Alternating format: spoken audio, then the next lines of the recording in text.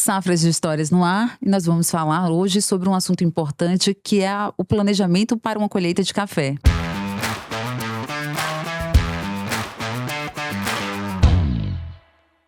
Estou com os especialistas do Sebrae e do Campo Expocacer, Fernando, André, sejam muito bem-vindos mais uma vez.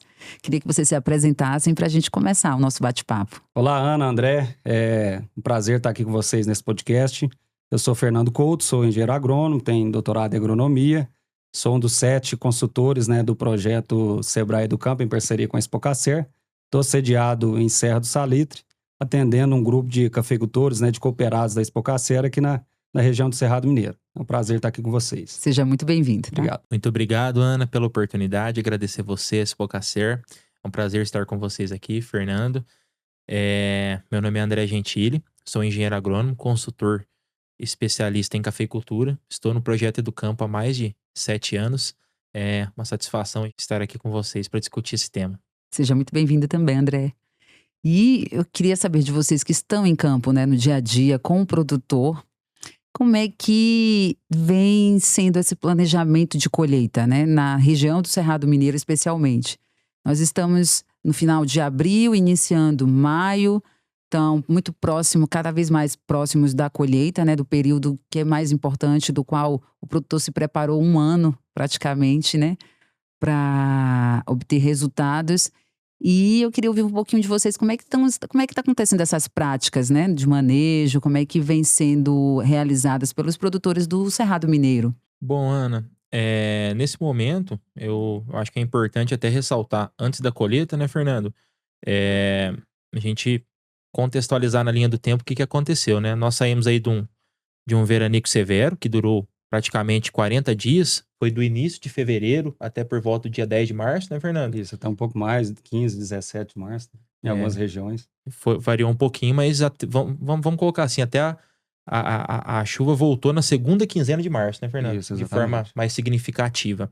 Então, daí para frente nós tivemos um período chuvoso, O mês de março, a segunda quinzena, choveu bem. E o mês de abril também choveu bem, acima da média, Fernando? Que nós estávamos acostumados nos últimos meses. E, junto com isso, tem mudado um pouquinho o nosso planejamento pré-colheita, Fernando? O que eu vejo principalmente é com relação, assim, com essa retomada da umidade. Nós tivemos alguns prejuízos de granação aí no mês de fevereiro, mas com a retomada das chuvas, nós tivemos um desenvolvimento vegetativo que pode trazer um grande potencial para a safra 26, Então é importante que o produtor, antes de iniciar sua colheita, deixe o manejo fitossanitário da lavoura todo em dia, Então nós tivemos crescimento de 2 até 3 pares de folha, Então nesse momento seria muito importante que a lavoura entrasse para a colheita com a fitossanidade em dia. Quando eu falo fitossanidade, é o manejo adequado das principais pragas e doenças do cafeeiro. Beleza, justamente isso. Nessa época também, Ana, vale ressaltar que assim, as principais práticas que a gente tem recomendado de manejo para o produtor, que inclusive antecede o período de colheita que está aproximando, a gente está no final de abril, provavelmente daqui 30, 40 dias a colheita já está a pleno vapor aqui na região do Cerrado. Então o produtor nesse momento está finalizando o manejo fitossanitário, como o André bem falou, com destaque para o manejo do bicho mineiro, é a principal praga do Cerrado Mineiro. A gente está planejando a colheita dessa safra 24, 25 e já de olho na safra seguinte, 25, 26. Então, a gente tem que manter um bom vigor de planta, um bom enfolhamento de planta, até na florada e da mesma forma, no decorrer de toda a safra. Mas essas folhas na florada são muito importantes. E o que provoca desfolha no café em termos de praga e doença? Uma praga muito importante é o bicho mineiro, responsável por grandes folhas no cafeeiro, e grande redução de produtividade.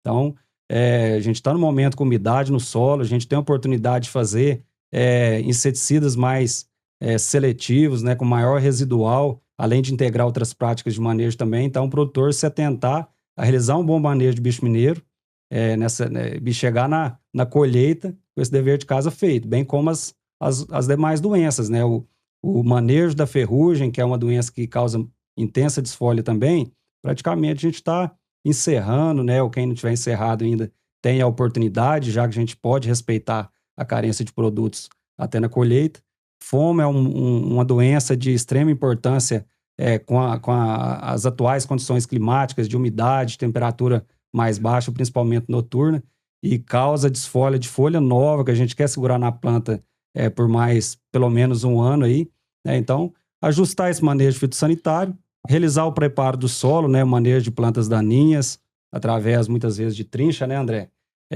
Já deixando o solo ali bem nivelado, bem preparado para o recolhimento mecanizado que vai vir lá na ocasião da colheita, bem como dessecação nesse mato. E um ponto que vale ressaltar nesse preparo do solo é café de chão, né, André? Com certeza. O André já destacou aqui na conversa anterior nossa, o café já vem entrando no estágio de maturação, essas chuvas mais tardias favorecem, então, a queda de café, principalmente aquelas cultivares mais precoces, né, André? Cultivares que o fruto desprende da planta mais fácil. Então, uma parte desse fruto vai para o chão e a gente já tem dificuldade até de fazer a arruação do café, que é retirar, soprar aquelas folhas secas debaixo da planta para a entrelinha, para poder trinchar, né, junto com a operação de trincha, para poder depois dessecar o mato e ficar o terreno mais limpo ali preparado, né, para a operação de recolhimento. Então, nesse caso que o café está caindo antecipadamente no chão, a gente tem que avaliar junto com o produtor quais que são as práticas, se compensa realizar a arruação, se não compensa, ou se a gente prioriza as demais práticas aí para ele chegar com o dever de casa em dia, o manejo em dia na véspera da colheita. E o fluxo de processamento de café, ele entraria como uma forma de planejar, porque ele que determina a meta de qualidade, a qualidade do grão, da planta, né, do café. E aí entraria nesse processo de planejamento? Sim, o planejamento de colheita, na verdade, é um planejamento complexo e deve ser robusto mesmo, né? Nós do Educampo realizamos esse planejamento junto com o produtor, junto com o gerente da fazenda, quem está na gestão da fazenda. A gente inicia por uma boa estimativa de safra, né? A gente já fez algumas estimativas de safra no decorrer deste ano agrícola, né? A partir da florada, e esse é um momento extremamente importante. A gente está vendo a produção na planta, entrando em maturação dos frutos, a gente fazer uma estimativa de safra final que está relacionada ao volume de café a ser colhido. E aí, quanto mais assertivo essa estimativa de safra, melhor o nosso planejamento de colheita, né, e o fluxo dessa produção na estrutura de pós-colheita. Isso tem um prazo determinado para ser feito antes, com antecedência? O importante é assim, Ana, o que acontece? Como o Fernando comentou, para fazer o planejamento de colheita, nós precisamos ter uma boa estimativa de safra e sempre lembrar que o planejamento de colheita, ele começa de trás para frente. Primeiro ponto que você precisa entender: qual a quantidade de café que você vai colher? X. Segundo ponto: qual a quantidade de café que você consegue processar por dia? Aí, daí para frente, você vai entender quais são as lavouras que vão chegar primeiro, separar o que vai ser colhido de forma manual ou semi-mecanizada e o que vai ser colhido de forma mecanizada. E o fluxo de entrada desses cafés no terreiro, de acordo com o que esse terreiro suporta, né? Mas assim, o que eu vejo que é o principal ponto de atenção é que a maioria das propriedades, dentro do café, existem diferentes ciclos de maturação. Então tem cultivares de café que são mais precoces, algumas são intermediárias e outras tardias. Mas é muito comum, né, Fernando, dentro da propriedade, a maior parte do parque ser composto por um tipo só de material, né? Então, por exemplo, assim, às vezes a fazenda tem 100 hectares, mas são 100 hectares de catuai. Aí já a gente começa com muito café verde, desafio, né, é grande. E termina com café seco, né? Então, nós temos que entender a realidade de cada fazenda para conseguir auxiliar o produtor na melhor forma de processar esse café. O que é um detalhe importante desse ano? Esse ano a nossa colheita ela vai ser um pouco diferente do que foi nos últimos. Primeiro, assim, ressaltando novamente a importância do café de chão nessa safra. Pessoal, o café de chão está extremamente valorizado. Cada saca de café de chão que fica para trás vai impactar demais, né? Vai ser uma perda grande de oportunidade de capitalizar nesse ano com café valorizado, né? E é muito comum, né, Fernando? A gente ter de 15% a 20% do nosso café, da nossa produção, no chão, né? Sim. Então, algumas propriedades que teriam 15, elas vão ter 20. Aquele que teria 20 vai ter 25. Então, assim, esteja muito atento a isso. E como o Fernando ressaltou, esse ano não foi possível fazer arruação na maior parte das áreas, e essa arruação ela nos auxilia muito no manejo de bicho mineiro, né? Sim. É o nosso manejo mecânico de bicho mineiro, porque a pulpa está embaixo do pé, você sopra, tritura essas folhas que estão debaixo da planta e você elimina pulpas, né? A gente não eliminou. Então, Exato. assim, nós temos que ficar muito atentos a isso. E realmente deixar tudo organizado para tentar, dentro das possibilidades, respeitando carência das aplicações, né? Porque alguns produtos são 30, outros são 45. Ter muito cuidado com isso, né? Para não ter nenhum tipo de problema, respeitando a carência das pulverizações, começar o mais cedo possível, né? O quanto antes a gente tirar esse café da lavoura, é melhor, né, Fernando? Com certeza. Como o André bem descreveu, né, com todos esses desafios, Ana, a gente entende a importância desse planejamento de colheita, né? Feito, né, André, essa estimativa de safra de acordo com o tamanho da área de café da propriedade, a gente entende o volume que vai ser colhido, a gente justamente começa a planejar de trás para frente. A gente analisa qual que é a estrutura de pós-colheita que tem na fazenda, qual que é o método de preparo desse café, se vai ser via seca, via úmida e seca, qual a capacidade de processamento da fazenda, se tem terreirão, se tem secador, né, e qual a quantidade de café que consegue processar de cada vez. Uhum. Por exemplo, se tem uma fazenda de 100 hectares de café com uma produtividade de 40 sacos por hectare e tem um terreirão de 10 mil metros quadrados, eu vou fazer um exemplo hipotético, se eu coloco uma medida de 60 litros por metro quadrado, eu consigo colocar nesse terreirão 10 mil medidas, 10 mil sacas de café fresco vindo da fazenda, tá certo? Se a minha colhedora colhe 1.000 sacas de café por dia, 1.000 medidas por dia, em 10 dias ela enche o terreirão. Em 10 dias eu seco esse café?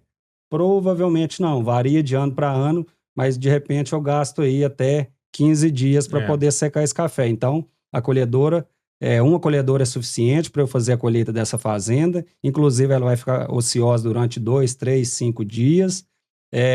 Uma fazenda de 100 hectares, provavelmente eu vou colher em 4 terreiradas, em 4 entradas da máquina na lavoura, vou colher em torno de 25 hectares em cada operação dessas. Então, eu já tenho um planejamento operacional que eu vou levar pelo menos 60 dias para fazer a colheita de café da planta, em 4 operações. No melhor dos cenários, sem imprevisto de chuva, sem imprevisto de problema no próprio maquinário, tá certo? Além da colheita de planta, eu planejo a colheita de chão, o recolhimento de café de chão, que ele vai finalizar após a colheita da planta, pelo menos 10 a 15 dias depois.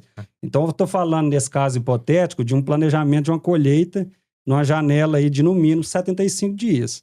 Se eu quero finalizar a colheita, né, André, ali em torno de 20 de agosto, que já está arriscando entrar no período de chuva, então eu tenho que iniciar a colheita, ideal, né, Fernando? pelo menos início de junho, nesse caso. Aí eu já começo a planejar também as questões operacionais. As minhas cultivares da fazenda permitem uma maturação natural para iniciar a colheita dia 1º de junho, né? Quais são as variedades mais precoces, as intermediárias, as tardias, para eu planejar o meu fluxo de colheita. Como que está o potencial de produção de cada material esse ano? Como que é o potencial produtivo para essa safra? Eu posso fazer uso de maturador? Eu preciso fazer uso de maturador ou não para eu iniciar a colheita nessa data? Então, eu já faço todo esse planejamento operacional e, junto com isso, eu linko com o planejamento de maquinário. Eu já sei que eu preciso de uma colhedora, faço o planejamento de quantos recolhedores de café de chão, quantos tratores, quantas carretas, quantas máquinas no terreiro, a capacidade de máquina de benefício.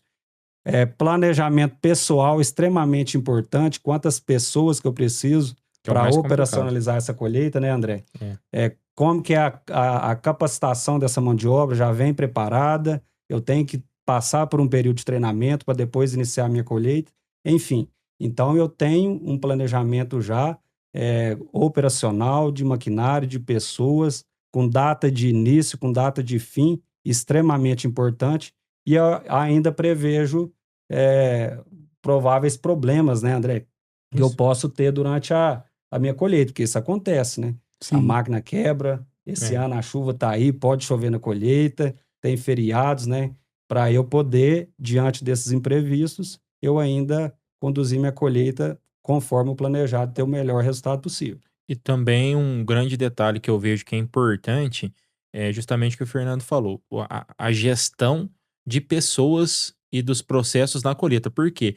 É o momento que eu enxergo como mais exaustivo para quem trabalha na fazenda, né? Hum. Porque, assim, às vezes o operador da colhedora tá lá, trabalhou o dia todo, muitas vezes no final da tarde ali tá parando, né, o serviço, aí arma uma chuva. Aí aquela pessoa que já estava pronta para ir para casa vai lá e ajuda no terreiro. Isso. Então, assim, vai lá e quebra uma máquina e tá vindo chuva. É o período mais desgastante, tanto para o produtor quanto para os colaboradores. E assim, justamente o que o Fernando falou, eu vejo que no cenário que nós estamos hoje, não só a nível de cafeicultura, mas a nível de agricultura e de outras atividades, o gargalo são pessoas. Então, assim, é o momento de conversar com as pessoas, de entender quem são as pessoas que têm mais potencial dentro da sua propriedade. Nós sempre temos aquelas pessoas que geralmente trabalham, são contratadas no período de safra, mas que tem o potencial para ficar na fazenda depois, né, Fernando? Talvez repensar aí se não tem como encaixar para ele ficar o período todo, para não correr o risco de perder, porque o meu maior desafio para a safra 25 são pessoas. Tanto pessoas que vão realizar colheita, quanto pessoas que vão estar no terreiro. O processo hoje de fazer café despolpado é um processo que demanda muitas pessoas, né, Fernando? Sim. Então, assim, é um negócio complicado, porque chegou ali julho para agosto ali, vamos colocar de junho para julho, Serra do Salito, 1.100 metros de altitude. Quem quer ficar 1.200. lavando café? No frio, né? No frio. Então, assim, é um processo complicado. Então, nós temos que organizar os processos e as pessoas e ficar muito atentos. Por quê? A safra é o que determina se a fazenda vai conseguir realizar as atividades no momento adequado. Por quê? Quem atrasa a colheita, atrasa o processo todo, né? Então, estamos falando que a nossa safra 25 é uma safra frustrada, é uma safra quebrada em relação ao que nós tínhamos de expectativa, e a 26 vem com potencial. A minha colheita de uma safra menor, que é o caso de muitas propriedades esse ano foi frustrado, então vai ser uma safra menor, se preparando para uma safra maior, que será a 26, ela é muito mais complicada. Eu não posso estragar a lavoura, eu não posso demorar para tirar o café, a lavoura está muito vegetada, se eu atrasar minha colheita, eu vou colher botão floral da 26. Então, assim, é uma safra, no meu ponto de vista, mais difícil. E tem que andar a lavoura inteira da mesma forma, né, Da André? mesma Independente forma. se a produtividade é alta ou baixa, vai passar linha por linha. Da mesma forma. Ou seja, treinar pessoas, ter uma mão de obra qualificada, também faz parte do planejamento, né? Investir em pessoas faz parte do planejamento, extremamente importante, seja reter os profissionais já qualificados dentro da fazenda, ou até treinar pessoas, né, que vêm de outras regiões, que de repente não têm experiência, e descobrir talentos aí para a gente poder, né, tentar suprir essa demanda, que realmente é uma demanda grande e é um desafio a gente ter pessoas aí de forma qualificada na cafeicultura. Perfeito. E eu diria que não é nem só treinar, é valorizar pessoas. Por quê? O financeiro, ele vai até certo ponto.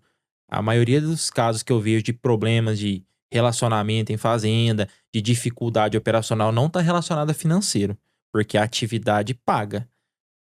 Agora, se você estiver num ambiente de trabalho onde você não é valorizado, você não é respeitado, não tem uma boa convivência ali, né, Fernando? Exato. E isso é parte do produtor, entendeu? O produtor organiza as pessoas que entram na propriedade. Se tá tendo alguma coisa errada ali, ele tem parte nisso. Então, é uma coisa que a gente tem que ter em mente. Se nós não valorizarmos as pessoas boas, não adianta querer correr atrás dessas pessoas só no período de safra, ou só no período que tá apertado, ou só no momento que deu errado, né, Fernando? Exato. Então, é a hora de valorizar, não digo só de forma financeira, lógico, financeiro é importante, mas valorizar com forma de respeito, com forma de organização, de respeitar os horários para essas pessoas poderem descansar também, né? Então, o planejamento de colheita que eu vejo, ele é muito importante nisso. Por quê? Adianta eu ficar forçando. Não, vamos colher sábado, vamos colher domingo. Vamos estender o horário hoje, vamos estender o horário amanhã. A hora que vê o terreiro tá entupido, fica uma semana parado. Que sentido que faz isso? Então, assim, gente, vamos trabalhar com racionalidade, com equilíbrio e ter cuidado pra gente não desgastar essas pessoas que estão escassas na atividade por falta de organização, né, Fernando? Isso aí. Correto. Vocês citaram lá falaram sobre a colheita mecanizada, que é a maioria aqui na região do Cerrado Mineiro, é a realidade, né?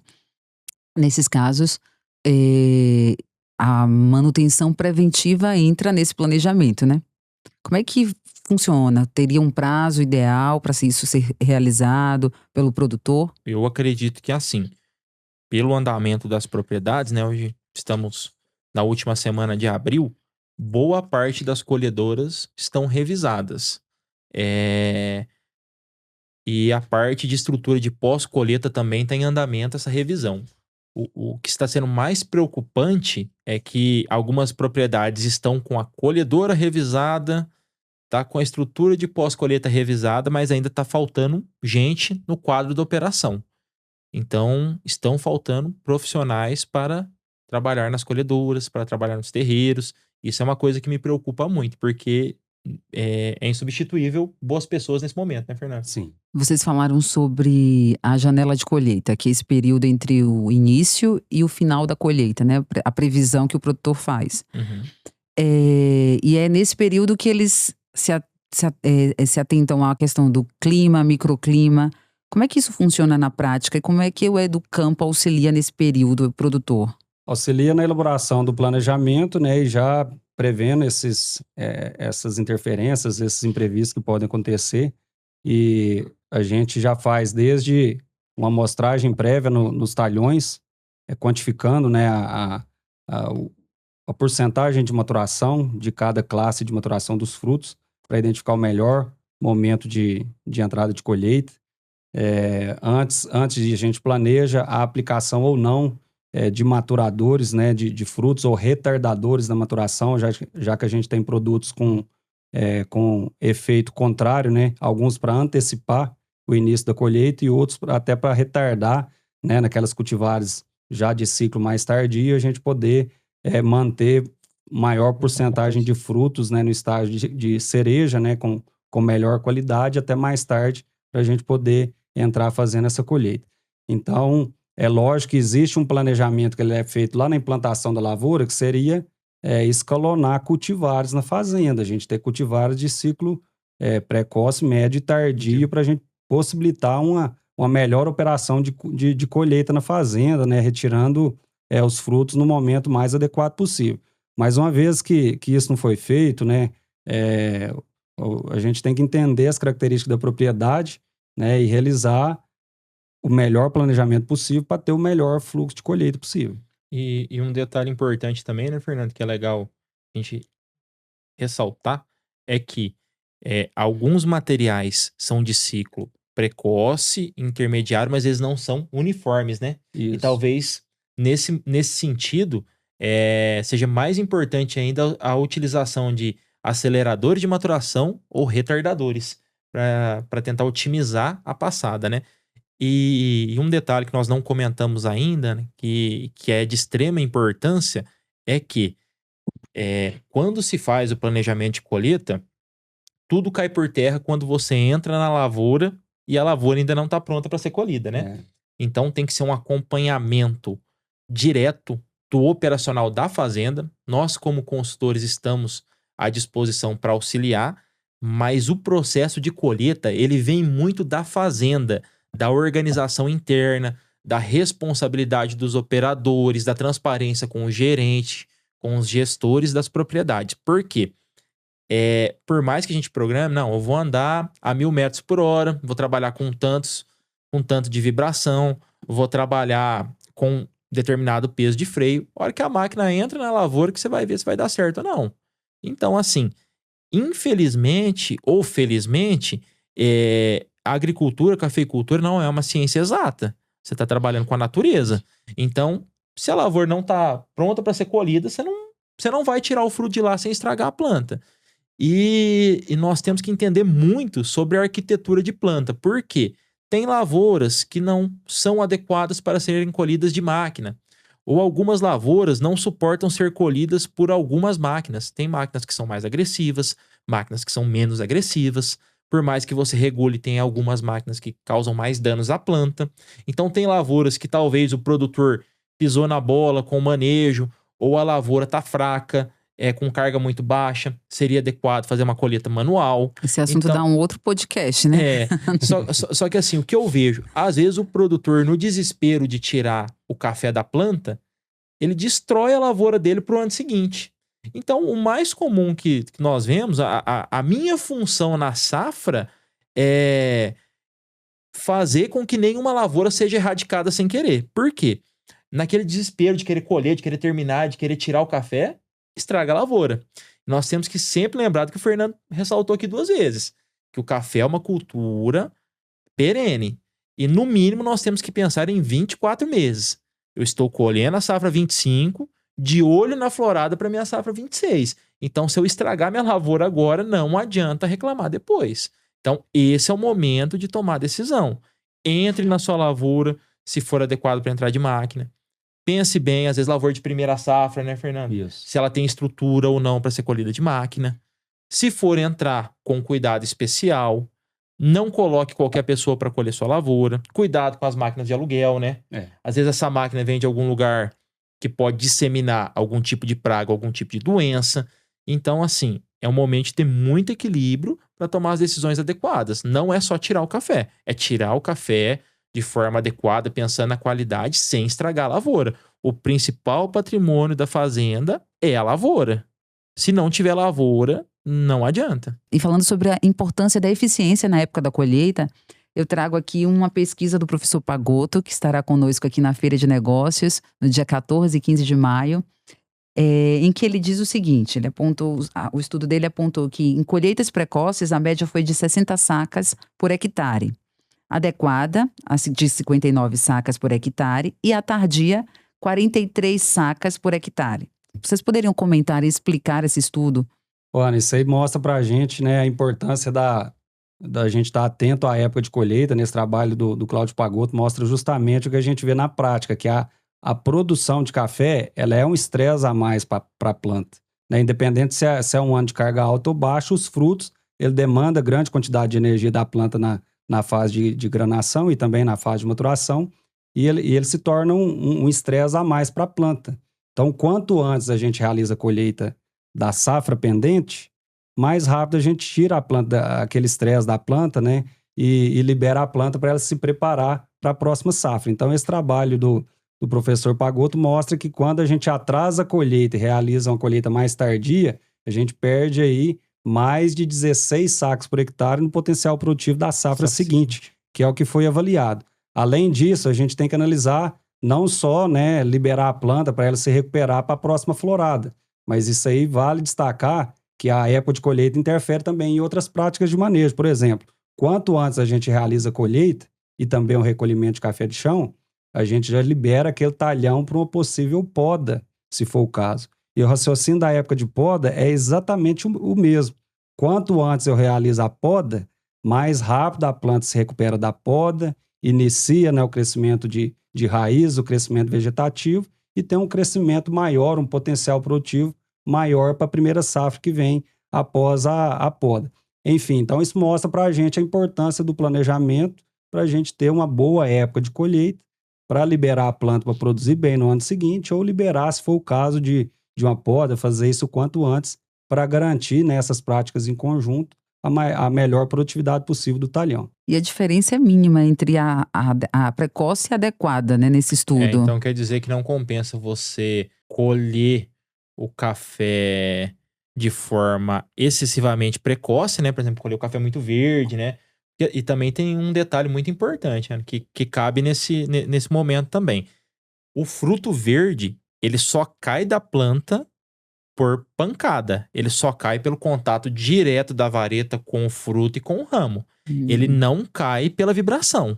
O fruto maduro, ele cai pela vibração. E o fruto seco também cai pela vibração. Então, assim, para colher um café muito verde de forma precoce, mecanizada, você está estragando a lavoura também. Então, quem está colhendo fora do time adequado, além de estar tendo um prejuízo porque o café dele não terminou o processo de maturação, ele também está agredindo mais a planta, com certeza. É um cuidado muito grande que o produtor tem que ter. E sempre lembrar que, às vezes, também, os dois extremos são perigosos. Às vezes o produtor quer aproveitar muito para passar uma vez só a colhedora, né, Fernando? Principalmente em lavouras que estão mais carregadas.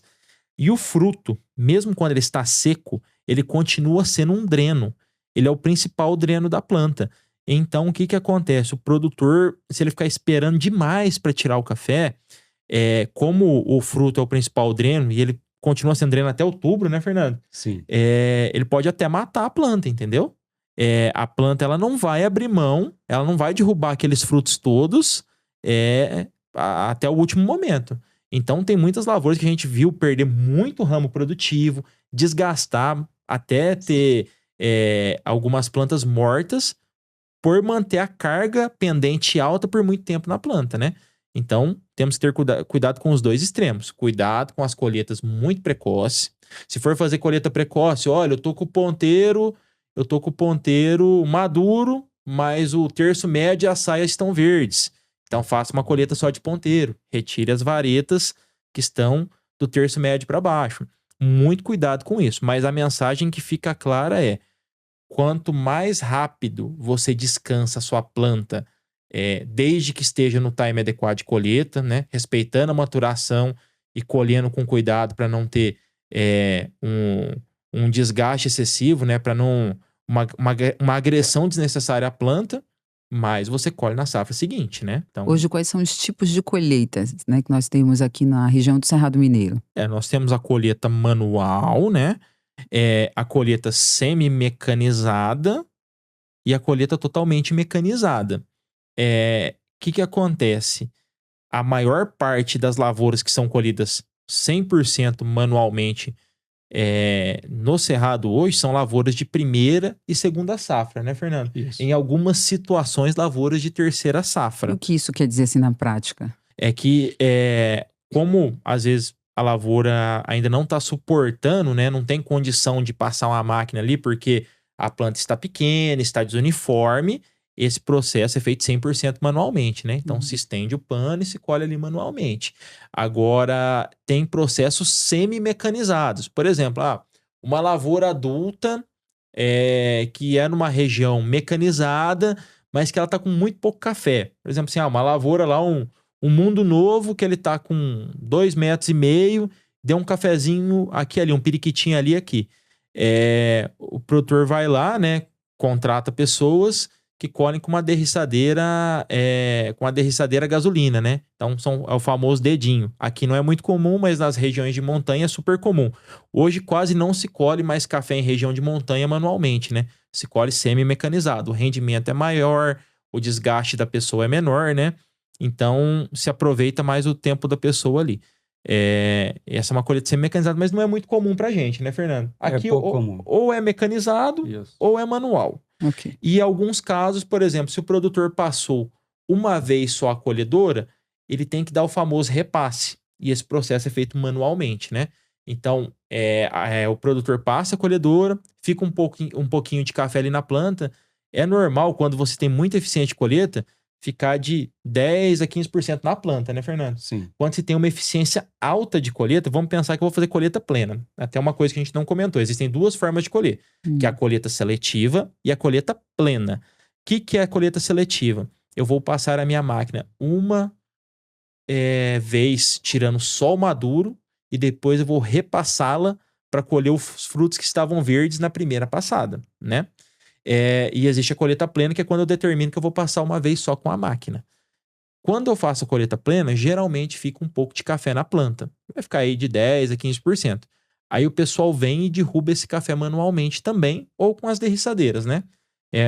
O processo que a gente chama de repasse, que é o que vai evitar que fiquem frutos na planta, evitando broca no ano seguinte, né? E aproveitando melhor o café. Vocês citaram a questão das variedades, né?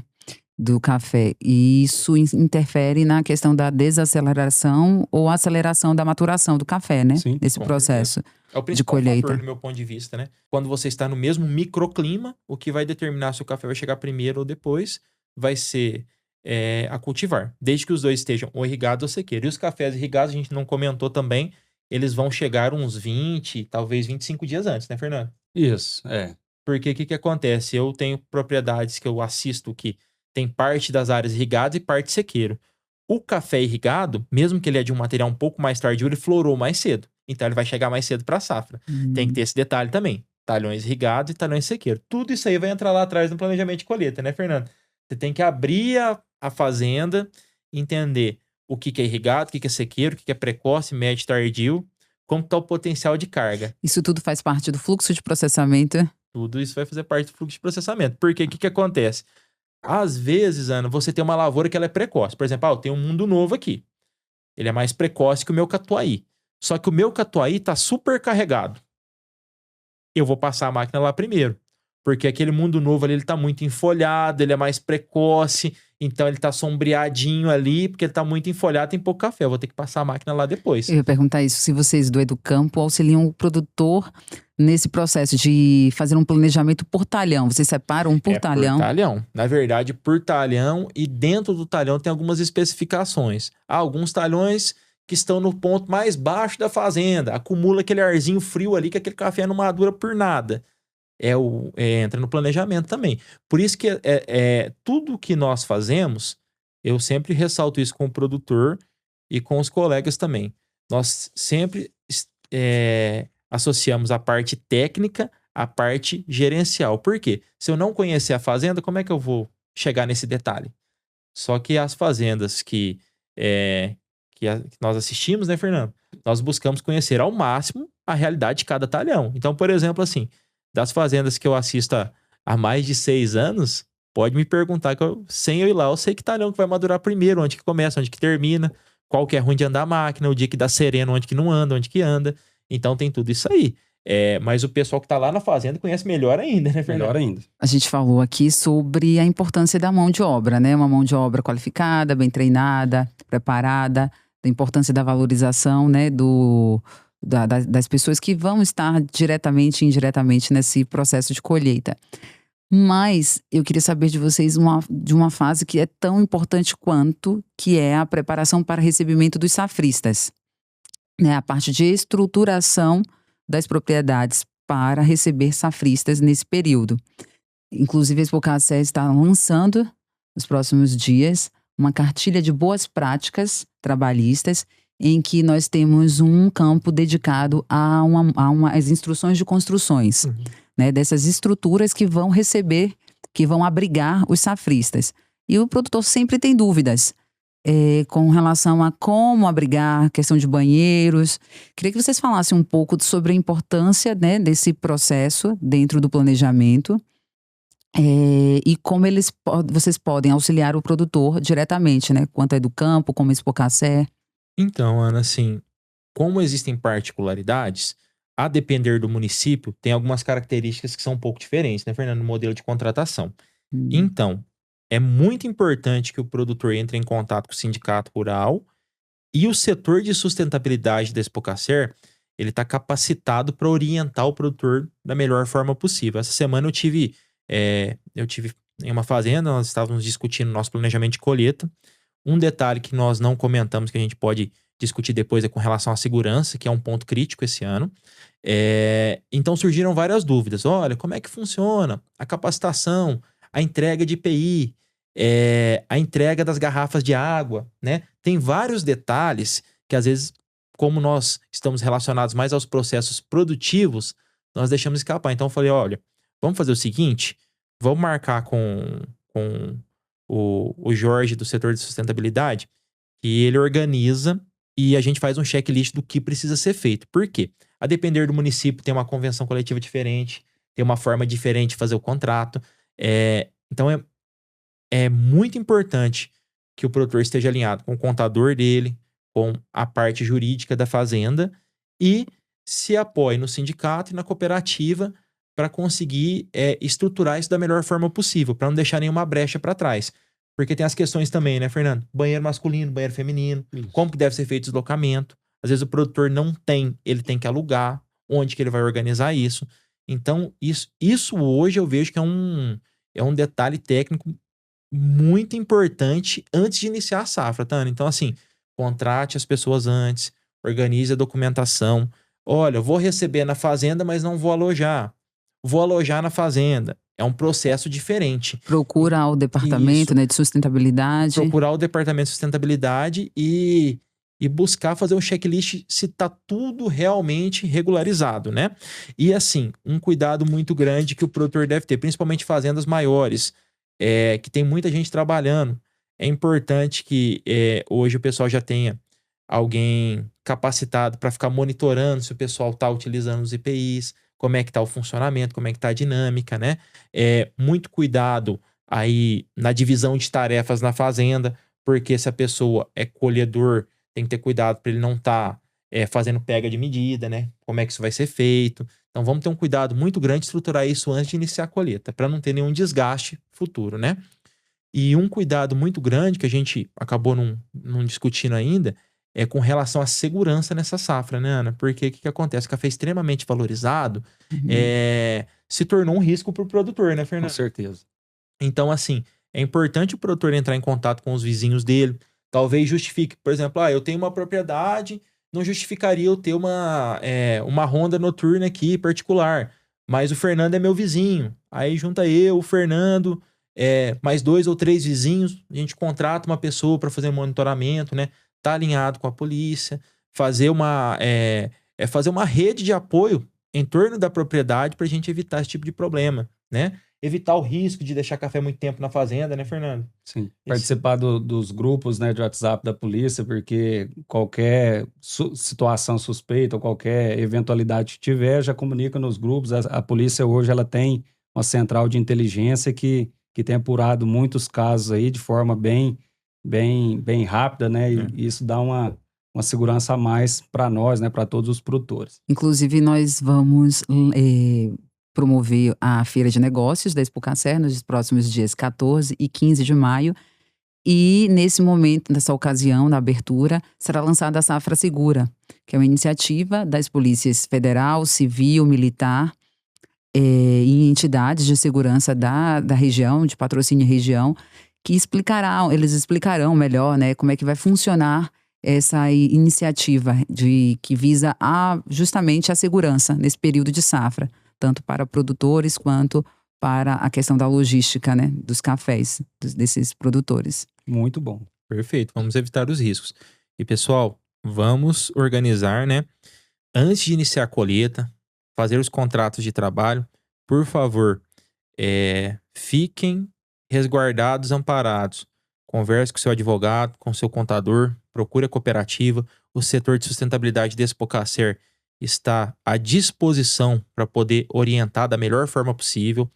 Tem uma particularidade na fazenda, vamos entender melhor como que isso vai funcionar. Não dê brechas, né? Nós sabemos que o que acontece? O produtor rural hoje no Brasil, principalmente o cafeicultor, está muito exposto, né, Fernando? Então, tudo que acontece, o produtor está errado, não pode ser assim. E as coisas não funcionam mais como antigamente, né? Antigamente você ia lá, combinava com uma pessoa, tava todo mundo ciente, como que funciona, como que não funciona, e hoje não é mais assim, gente. É uma forma de você ficar protegido, resguardado e também proteger o seu trabalhador, né? Então, todo mundo alinhado, trabalhador ciente de quais são as atividades, seus direitos, seus deveres, o produtor também. Vamos seguir uma safra aí da melhor forma possível. E estar atentos às legislações local, nacional, né? Eu acho que é importante também. O departamento reforçando mais uma vez, o Departamento de Sustentabilidade da Expocacer está à disposição e o telefone a gente vai divulgar aqui também, tá? Obrigada, meninos, mais uma vez, por tantas informações, tanto conhecimento. Foi um prazer recebê-los aqui. Voltem sempre. Eu que agradeço o convite. É um prazer estar aqui com vocês novamente. Estamos à disposição. Foi um prazer, Ana. Obrigado pelo convite. Valeu.